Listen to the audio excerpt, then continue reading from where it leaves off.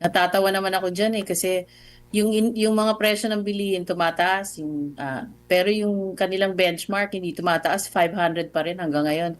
Ilang taon na ba 'yan? At saka hindi ko alam kung anong pinanggalingan yung 500 na 'yan, kasi alam mo, ang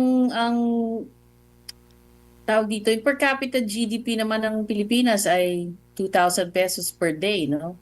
So, at saka yung ating wages, over 600. So, saan nanggagaling yung 500 na yan?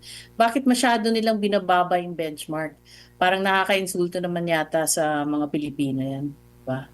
So, kung sino man yung gumawa niyang sound bites na yan, siguro bagsak yan sa Communications 101. Kasi kung ang pinapalabas niyang kwento ay or narrative niya ay mura ang mga bilihin, hindi ganun yung dating. Ang dating, medyo elitista yung dating kasi parang, oh, yan lang ang kaya yung budget, 500 lang. So, magtiis kayo. Parang ganun yung dating sa tao.